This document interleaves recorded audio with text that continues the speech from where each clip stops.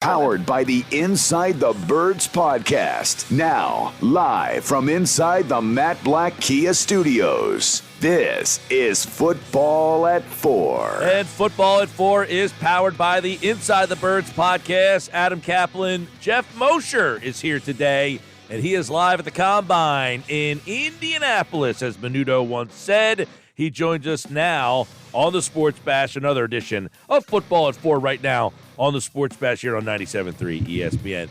Happy Combine, Geoff Mosher. What's up, buddy? Oh, man, nothing like a Menudo reference to start the day, Mike. That's fantastic. Yes, Menudo, Indianapolis. What was that? Who was in Menudo? The guy, Ricky Martin? Ricky Martin, yes. He was in Menudo. He was like a young kid. I'm embarrassed for knowing that. I'm embarrassed for knowing it, too. And I know, going to Kansas City, Indianapolis. Okay, never mind. All right, let's first talk. You're down in Indianapolis. This story with Jalen Carter, I would imagine, is just taken over that place. Yeah, I mean, so, you have a lot of media here that are interested in the draft, obviously, for reasons that are obvious. And you have a lot of media here that are just interested in their own team's sort of, press conferences and other things. And so for those who are picking in the top 5, 6, and who have teams picking in the top 5, 6, and we're expecting to talk to Jalen Carter today. Yeah, that was sort of a sudden shock to the solar plexus. So I don't know what's going to happen, but I can't imagine. So the NFL not only pulled him, but 4 other guys. And it's my understanding that they were still undergoing medical testing. I know it looks like they pulled him because of what happened, but as I was told by a league official, there was no way these 6 guys were going to be able to make it anyway because they're undergoing too much medical testing and we're not going to be able to fit into the window. But now that he didn't have his press conference, there's no way unless his agent just woke up yesterday or something like that, would allow Jalen Carter to, or a lawyer even would allow Jalen Carter to get in front of a microphone. Now, the thing is, I would think then I would also say, if that's my client, he's getting out of there, taking him. I'm not letting him work out. I'm not putting him around anybody at this moment. So I imagine that'll happen, but I don't know for sure. But I'd be shocked if you saw him working out when the workouts begin. Yeah, and the guys after him, I mean, I would just imagine that they almost, they're saying because they weren't medically ready to go or whatever, or didn't finish whatever they were doing. But I thought some of it wasn't fair to them to have to go up there and have to answer questions maybe to stuff they had nothing to do with or no idea about. Well, I mean, I don't even know if they would be. First of all, it's not just one podium, right? There's 5 different podiums. They bring guys out at the same time. They bring a guy like Jalen Carter out, but they might bring a Texas, A&I linebacker or lineman also. So it's not like they all know each other and can even comment on the other person's situation. So I don't know if there would now other Georgia guys. Yeah, probably might have been asked. So I don't know who was in the grouping that was also held back.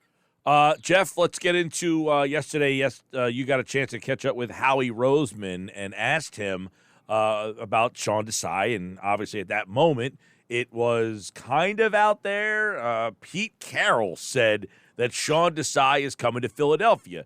You asked Howie Roseman if he could confirm that.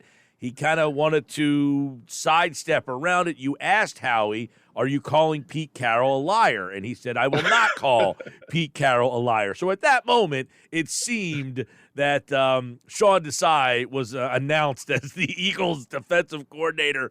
But then Nick Sirianni commented on it and said yes, and that he is the best guy for the job. But I think one of the key moments there is Nick saying that he does a lot of things that we already did on what was a tremendous defense, and they wanted to keep that synergy. Is that why Sean Desai is the defensive coordinator? Yeah, I think that's one reason. And by the way, for those listening, just to be clear, that was a friendly exchange between myself and Howie. I don't want people thinking typical Philadelphia media. You're painting him to a corner, making him say if Pete Carroll's a liar. No, it was all good. It was just funny banter. As far as why they hired Sean Desai, it was pretty clear that once they did their first round of interviews, Desai really stood out. They were impressed with him. He has experience, as we all know, with Vic Fangio's defense there in Chicago. And when Vic left, he became the defensive coordinator and ran a defense that borrowed very similar concepts. And he's called plays, and that really stood out to the team as we know. And obviously Denard Wilson was an in-house candidate who has done a really good job developing a secondary. I think it's almost inarguable that this has been their best secondary since going back to like 02, 01 days. So it's been a long time. Denard Wilson really did a heck of a job. And it's not just like you were given good talent. Like Marcus Epps is a guy who really developed. Reed Blankenship played well when he was in there too. So young safeties developing is a good thing that we haven't seen here in quite a while. At the end of the day, the Eagles aren't going to come out and say it. I do believe Sean Desai's experience as a play caller matters a lot. Denard Wilson does not have that experience. Doesn't mean he can't do it. At the end of the day, I think when you're making a decision like this and you're Nick Sirianni, and you may have an emotional pull toward your in-house guy, however it be, you may say you're obsessed with developing coaches, but you have to make the best decision for your team, what you think is the best. And Desai is a guy who is not just had a good year as a coordinator in Chicago, but is pretty well recognized around the league and well respected. People who I've talked to about him say he's very smart. So to me, Nick Sirianni went with who he felt was the best candidate for the team. And is there collateral damage in that? Potentially, because we'll see what happens with Denard Wilson. I don't know if he's upset and he wants to go somewhere else. I don't know, where the jobs are opening where he could. The Eagles would love to have him back. That is absolutely true. But they'll also understand if he feels a little jilted here. But he won't be the first guy to get passed over for a job either. On a team, you sometimes you have to just suck it up and keep soldiering forward. All right, Geoff Mosher, InsideTheBirds.com. You wrote about the hire. Gannon criticized, did not blitz, passive approach. What do the numbers say about Sean Desai in those areas where a lot of Eagles fans were not happy with John Gannon? Not saying they're right. I'm just compare them. Right. So the sample size is relatively small, right? 1 year.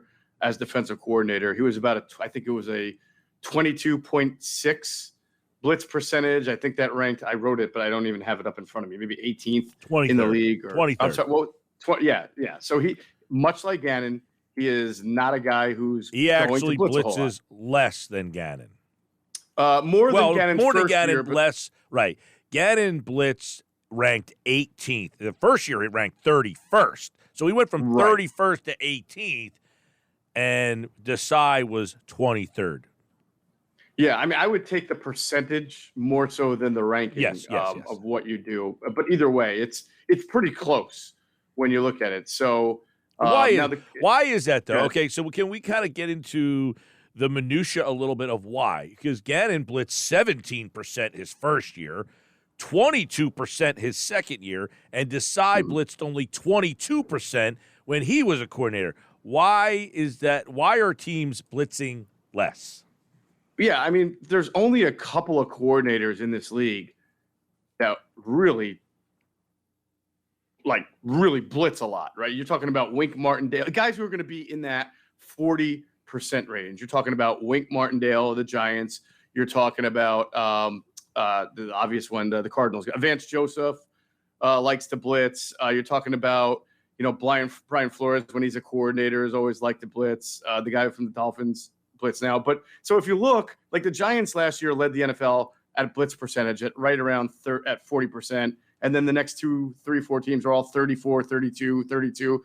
But you start to get into the 20s pretty quickly there after the first 8 or 9 teams. The Steelers are up at 31. So the question is why? I mean, teams ordinarily don't really love to blitz a whole lot because there are really good quarterbacks in this league, and they pick apart. They know where they want to go with the ball. And unless you've got like the greatest lockdown corners, and this is the first year the Eagles have actually had pretty good corners. And I don't remember who Sean Desai had in his cornerback tandem out there in Chicago, but I don't think it was very good. So the whole overarching theme of the Vic Fangio defense is to be creative with your multiple fronts. And I think you're going to see that a lot with Sean Desai based on some stuff I've already seen, overloads, wide nines on passing down, just funky stuff up front to try to confuse offensive lines and confuse quarterbacks as to what they're seeing. A lot of post snap movement on the back end. That's the now sort of the Vic Fangio molded preferred way of going after quarterbacks, because quarterbacks have become too good and offensive schemers have become too good at beating blitzes. Geoff Mosher, InsideTheBirds.com, the Inside the Birds podcast. He's live at the Combine. You asked Howie Roseman yesterday about free agency. What's the strategy? Do you make an offer to everybody and see who takes the bait, or do you have kind of a list? What did you learn about their strategy in free agency? Yeah, I was so glad to get that question, and I've been talking about this with Adam for a little bit. I really wanted to ask Howie this because it's my understanding, usually in free agency, when you typically have a couple of guys, right? You might be able to retain some, others you're not sure about. A lot of times you'll see like baseline offers made. Like, here's our best offer. We get the fact that you might get something better, but you can always come back to this, right? But Howie's got 20 free agents, Mike, and 6 of them alone are starters on defense, and several others are sort of key contributors, even if they're not starters. So I said, do you really give an offer to every single one of these guys saying like, this is the best we can do? You're obviously free to make your choice. And he said he's not going to sit here and try to submit the quote unquote, my best effort to a guy that he knows is going to get paid so much more than the Eagles could offer. And that was pretty interesting candor, right, from Howie Roseman. And it's also, I think, a real illustration of how different this offseason is for the Eagles compared to others. I mean, they know right now, like as I sit here and talk to you, they probably have 5 or 6 guys that they know they have zero chance of retaining, and probably will not even make an offer.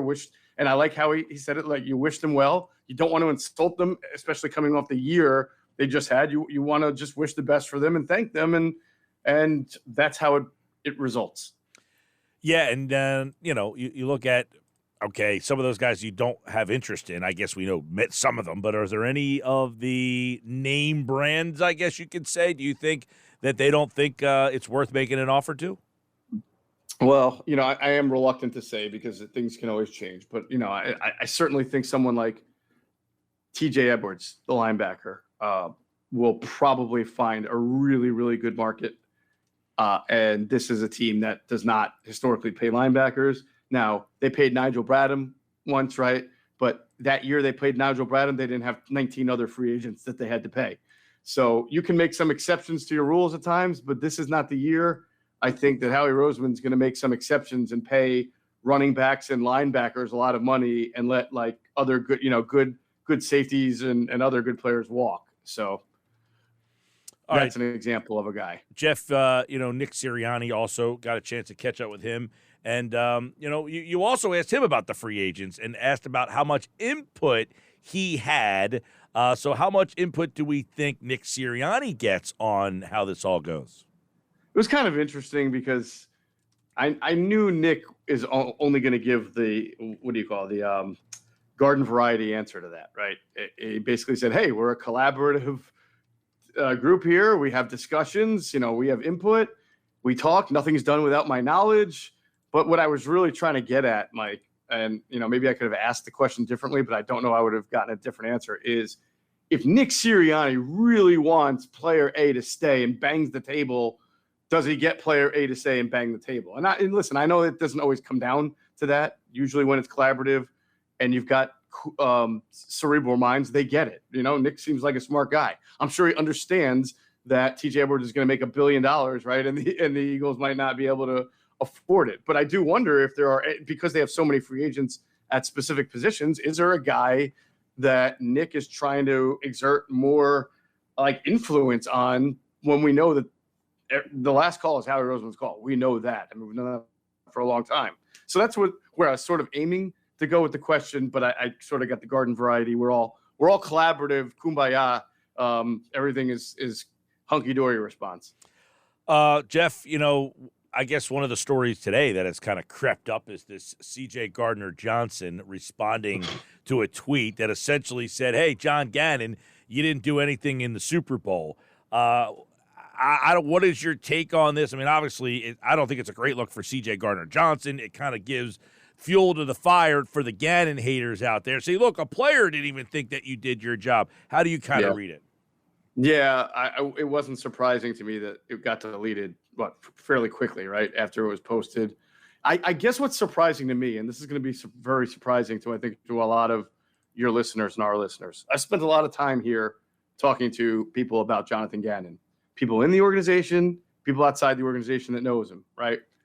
The man is so loved and respected. And I know that doesn't matter to the fan who just wants him to call a better game and make like 2 stops in the second half of the Super Bowl.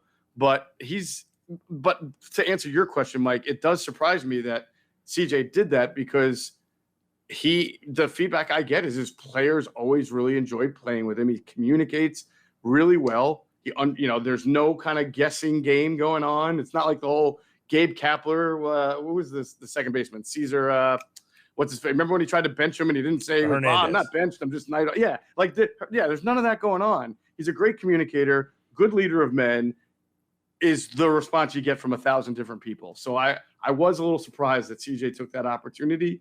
But then also remember, CJ Gardner-Johnson, while he's been a model citizen this year, he did have that kind of reputation in New Orleans of being brash and being outspoken. And, you could see it right there on the field when he played. So maybe he just had a moment. Yeah, I mean, listen, I'm not saying he's right or wrong in what he said. If he believes that the coordinator didn't do a good job on that day, didn't give us position, he's more than allowed to think that. And I don't think there's a lot of people who disagree. All I would say is he's a free agent who's about to make a lot of money because of the system that he was in that allowed him to have a career year. Mm-hmm. Right? I mean, talking about biting the hand that feeds you a little bit here. Yeah, it was very odd. Very, very odd. And by the way, the organization, the Eagles organization, really likes Jonathan Gannon. And to your point, the organization has made CJ Gardner-Johnson a priority. I fully expect him to be back on a really nice contract. So kind of weird to now take a shot at the guy that the organization that's about to pay you really likes and, brought in here to be your coach. So it's, again, might have just been a moment. You know how social media is, Mike. Somebody has a thought and they go really quickly to it, and then they think about it for 10 minutes and then think, what am I doing? And then they delete it. So, well, it's out there, and obviously everybody's having a field day with it. With that. All right, let's get out on this. Brian Johnson, the offensive coordinator, there was a question about, was there an emphasis on maintaining stability on Jalen Hurts? And I guess that was he kind of said, that is something that we were looking to do. But tell us now that Johnson, you had mentioned many times you thought Johnson would be the guy. Now that he is the guy, they're going to kind of streamline, I would imagine, the offense that they had previous, and then add some new wrinkles to it. Yeah, and Nick even acknowledged that. And I thought what Nick said was really interesting and may have flown under the radar a little bit. He said, at the end of the day, it's Nick Sirianni's offense. And he said, this is the offense that I was hired as an offensive coordinator to come and do here in Philadelphia, right? So not only does the promotion of Brian Johnson keep the guy who's been helping develop Jalen Hurts in-house, but as Nick is basically saying, you may see some different changes because maybe Brian Johnson is a different type of play caller than Shea Steichen, right? But at the end of the day, when you watch an Eagles game next year, it shouldn't really look that much different offensively outside of some of your tweaks and additions than what you saw this past year, because it wasn't really just Shane Steichen's. It is an Eagles offense that Nick Sirianni has the final say on and is also very involved with throughout the week. I think that kind of gets lost, Mike, in the fact that he's not the play caller. His involvement in the production and design and creation of the offense is big, right? He's not just he is a CEO, but he's not like a figurehead, and he doesn't just sit in a meeting. It's his offense. Real quick, a couple nuggets on any idea of people who could be joining the Desai staff? Yeah, so as we understand it, he's looking to bring in – remember, he has a linebackers coach void right now because Nick Rallis went to Arizona, right? So I don't know if there's He's going to be the play caller, by the way. Yeah, amazing. He's like 28 years old, I think. It's just unbelievable. And by the way, I don't know how he got away with it, because Shane Steichen today was like, man, there were guys I wanted. He didn't say specifically Eagles or name names, but Shane Steichen today was like, yeah, I was hoping to have guys, but, a lot of them are under contract. And then he said, And Nick did a really good job of making sure those guys stayed with the team, which is basically like his way of saying Nick basically told me, don't take any guys, man. Like it's gonna be bad if you do. So I don't know how Gannon got away with stealing a Rallis like that. But back to your answer, which now the line, there's no natural to me in-house like linebackers coach. There may be someone that they think a young kid could be an assistant. So I imagine you're going to see Sean bring in someone, and Nick even mentioned the freedom and flexibility for Sean to do this, to bring in like a senior guy, a defensive assistant, something like that, who probably is well-versed in coaching linebackers. I talked to a couple of people close to Sean Desai, and one name that got mentioned to me was Mike Pettin out in Minnesota. I tweeted that yesterday. I don't know that Minnesota is going to let him go. He's the assistant head coach there, and I don't know that he wants to leave that kind of responsibility either, because it's not like you're getting a head coaching job. So it might be a little bit of a lateral title, but maybe more money if you were to move. But I don't really foresee that happening. It was just a name that came up. But I mean, to me, it's very likely he will bring in somebody to help sort of fill these dual roles of linebackers coach and then, being a senior defensive assistant, because he's only been a defensive coordinator for a year himself. Pettin, by the way, was a head coach with Cleveland. Local guy, too, right? He's from the Philly area. Yeah. I think he's from Doylestown. I think he went to Council Rock High School. I think he coached North Penn High School. So, yeah, very local guy. All right, there's Football at 4, Geoff Mosher. They got the Inside the Birds podcast. Check it out, InsideTheBirds.com. And tomorrow, Andrew will be here. I know he's probably chomping at the bit to talk a little draft, a little combine. We'll have that. And then Adam will be back with his news and notes on Friday here on Football at 4 on the Sports Bash Live on 97.3 ESPN. All right, Moshe, take care, bud.